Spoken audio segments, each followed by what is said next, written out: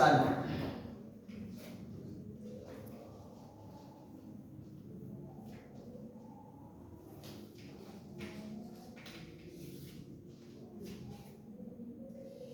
የቤተ ክርስቲያን ተልእኮ አራተኛ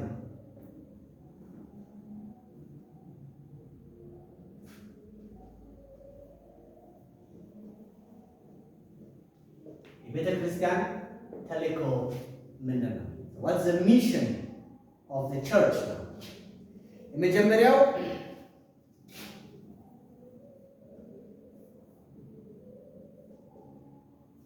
ኢየሱስን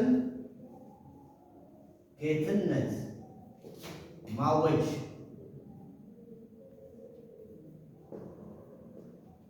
ኢየሱስን ጌትነት ማወጅ።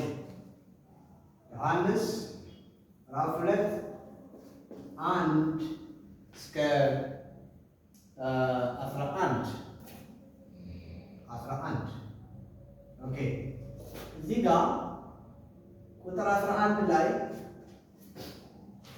ምን የሚል ቃል ይናገራል? ክብሩን ገለጠ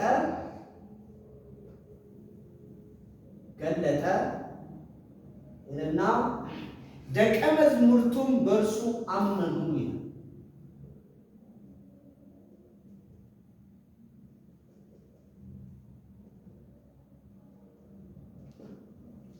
አመኑ። ኦኬ What is the word ጌትነት? This means lordship. Lordship. ጌትነት ማለት ማርያም ምን አለች? Is on the weeds. በቃና ዘገሊላ ላይ ሄደው ሰርግ ቦታ ነው። ኢየሱስ በዛ ሰርግ ላይ ሲደርስ ወይን ጠጅ አለ፣ የሚጠጣ ነገር የለም። ከዛ ማርያም መጣችና listen to you boss Lord ጌታን ስሙት፣ እሱን ስሙት፣ ያደርገው ነገር አለ። ከዛ ኢየሱስ ጋኖችን ውሃ ሙሉ አለ፣ ውሃ ሙሉ። ከዛ ቀርታችሁ ስጡ አለ፣ ውሃውን ቀርተው ሲሰጡ ወይን ጠጅ ሆነ። ከዛ መጽሐፍ ምን የሚለው ኢየሱስም ክብሩን ገለጠ እና ደቀ መዛሙርቱ አመኑ። ስለዚህ የኢየሱስን ጌትነት የኢየሱስን ጌታ ማለት ባለቤት ነው፣ ኦነር።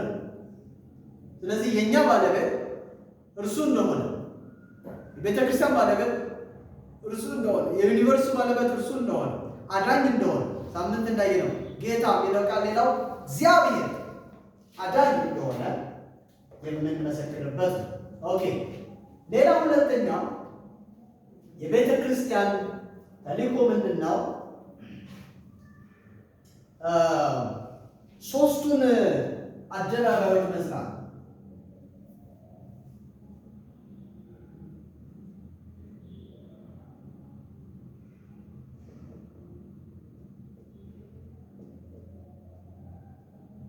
ዮሐንስ 2:13 እስከ 14 ስፔሻሊ ዲጋ ምን የሚል ቃል እናገኛለን? ስፔሻሊ በ14 ላይ በቤተ መቅደሱ አደባባይ ከብቶችን በጎችንና እርግቦችን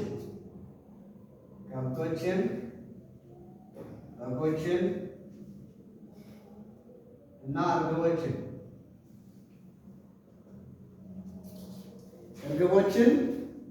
የሚሸጡ እንዲሁም ተቀምጠው የገንዘብ ምንዛሬ የሚሸጡ የገንዘብ ምንዛሬ የሚለዋወጡ ምንዛሬ የሚያከናውኑ ሰዎች አገኙ። ምንዛሬ የሚያከናውኑ ሰዎች አገኙ። ከዛ ምን አደረገ ኢየሱስ? ምን ውስጥ ነው ያገኙት? ቤተ መቅደስ ኢየሩሳሌም ሄደ። ቤተ መቅደሱ የንግድ ቤት ሆኖ አገኘ። ቤተ መቅደሱ ቆሽሾ አገኘ። ቤተ መቅደሱ ዓላማውን ስቶ አገኘ። ቤተ መቅደሱ ገበያ ቦታው ነው። ላይክ ሀጎራ ልክ ገበያ ቦታው የንግድ ቦታው ንግድ መለወጫ። ከዛ መጽሐፉ ምንድን ነው የሚለው? ቁጥር 16 የአባቴን ቤት የንግድ ቤት አታድርጉት አላቸው። የአባቴን ቤት የንግድ ቤት አታድርጉት። ከዛ ቁጥር 19 ደግሞ እንደዚህ ይላል፣ ይህን ቤተ መቅደስ አፍርሱት። እንዴት ታደርገዋለህ? ማን ስልጣን ሰጠ? አንተ መተህ እንዴት ነው እንደዚህ ለመናገር? ማን ነው ድፍረቱን የሰጠህ? ባሉ ጊዜ ይህንን ቤተ መቅደስ አፍርሱት፣ ከዚያም እኔ በ3 ቀን እንደገና ሰራዋለሁ። እዚህ ማለት ነው is about temple of the body። አሁን ስለ ድንጋይና ስለ ሲሚንቶ ተውትና አሁን የሰውን ስጋ ሰው በሰራበት መቅደስ እግዚአብሔር ማይኖርበት ዘመን መጥቷል። አሁን የሰው አካል የእግዚአብሔር ቤተ መቅደስ ሆኖ ሊሰራ ስለሆነ እኔ የመጣሁት የሰውን አካል የሰውነትን አካል የመንፈስ ቅዱስ ማደሪያ የእግዚአብሔር ማደሪያ ላደርግ ነውና የመጣሁት ይሄንን ቤተ መቅደስ አፍርሱት። ስለዚህ ቤተ ክርስቲያን እነዚህን አደባባዮች ይሄ የቤተ መቅደሱ ስርዓት የሚያሳየው ባይዘው በአዲስ ኪዳን ከኛ ጋር ነው የሚገናኝ። አደባባይ አለ፣ ቅድስት አለ፣ ቅድስተ ቅዱሳን አለ። አንዳንድ ጊዜ የሰው ማንነት በምን ተሞልቶ እናገኛለን? በገንዘብ፣ በንግድ አስተሳሰቡ ኤቭሪቲንግ በቃ ተበላሽቶ እናገኛለን። ዛሬ ቤተ ክርስቲያን ውስጥ ያለ ቤተ መቅደስ ግን እንዴት ነው? ንጹህ ነው? ቤተ መቅደሱ ስታይ እግዚአብሔር ሲያየው እንዴት ነው የሚያየው? ንጹህ ነው? እግዚአብሔር ቤተ መቅደስ ሁሌ ክሊን ሊሆን ይገባል። የጸሎት ቤት ሊሆን ይገባል። መስዋዕት የሚቀርብበት ሊሆን ይገባል። የእግዚአብሔር ቤተ መቅደስ ሁል ጊዜ የበጉን ሽታ የሚያሳይ መሆን አለበት። እግዚአብሔር የሚያሸተው መሆን አለበት። የእግዚአብሔር ቤተ መቅደስ ሁል ጊዜ ክርስቶስን ሊያሳይ ይገባል። የብሉይ ኪዳኑ ቤተ መቅደስ በጉ ታርዶ እግዚአብሔር ያሸተዋል። እግዚአብሔር የበደል መስዋዕት፣ ኃጢአት መስዋዕት የሚቃጠልበት ጊዜ እግዚአብሔር ያሸተዋል። ዛሬ በአዲስ ኪዳን አንዳንድ ቤቶች ፈራርሰው ይታያሉ። you look at somebody's mind is full of money only, is full of worldly thing, is like agora እንደ ገበያ ቦታ ይሆናል። አንዳንድ የሰው አስተሳሰብ የሰው መንፈሳዊ ሁኔታው everything። ስለዚህ ምን ላይ መስራት አለበት ቤተ ክርስቲያን? እነዚህ ቤተ መቅደሶች የሰው ቤተ መቅደሶች እግዚአብሔር የሰራውን ቤተ መቅደስ ንጽህናው ይጠበቅ። እንዴት ነው? እዛ ቦታ ላይ ያለው ቤተ መቅደስ ያሉ ዕቃዎች በየቀኑ ምን ይደረጋሉ? ደም ይረጭባቸው ወደ ቅድስት ገብቶ ካም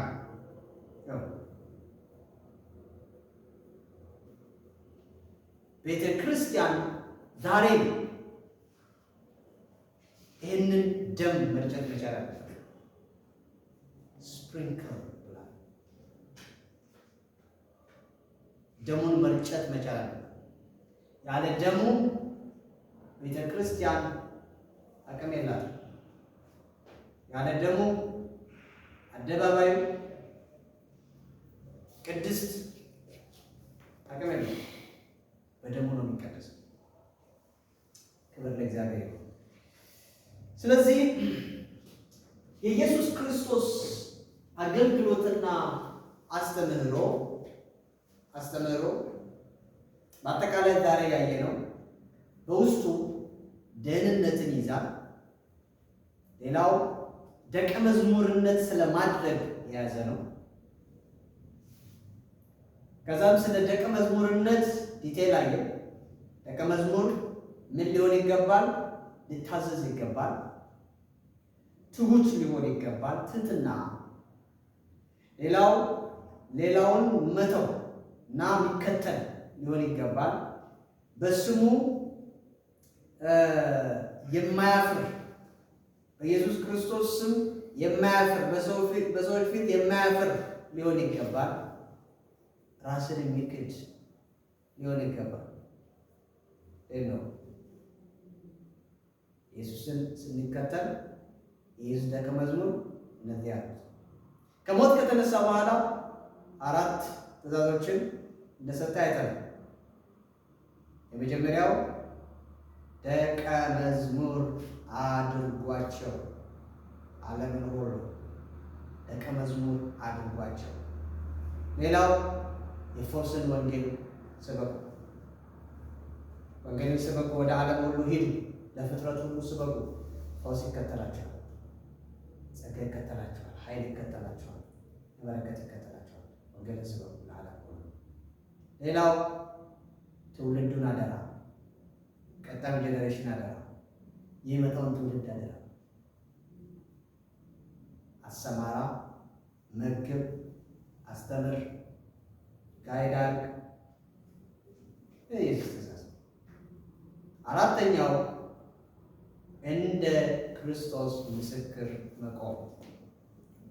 ዊትነስ ኢየሱስ ምስክር ነው።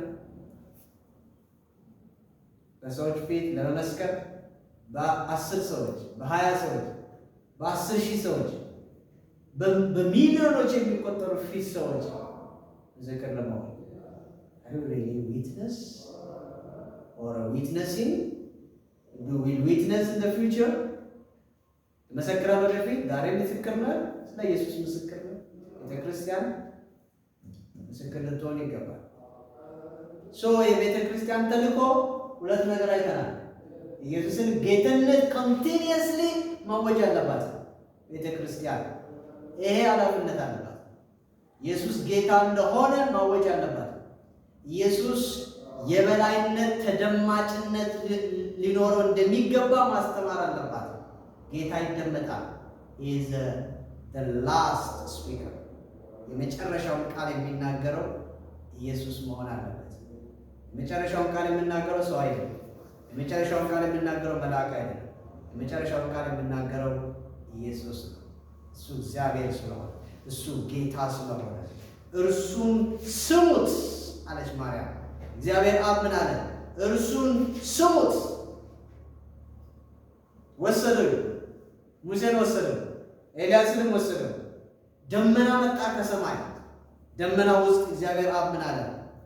አሁን ሙሴን ተውት፣ አሁን ኤልያስን ተውት፣ አሁን እርሱን ስሙት። listen to Jesus። ኢየሱስን ስሙት። ስለዚህ ኢየሱስ ጌታ ስለመሆኑ ቤተክርስቲያን አጥብቃ ዛሬም ማሳየት አለባት። ስለ ጌትነቱ እናገራለን።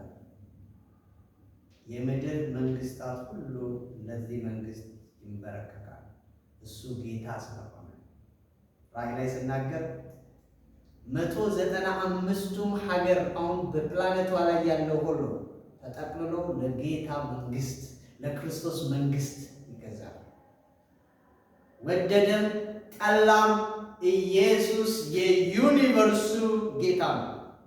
ወደደም ጠላም ኢየሱስ የሚታየውም የማይታየውም ዙፋናት ቢሆኑ፣ ስልጣናት ቢሆኑ፣ ኃይላት ቢሆኑ፣ አለቅነት ቢሆኑ under the lordship of Jesus Christ በኢየሱስ ክርስቶስ ጌትነት ስር ነው ያሉት።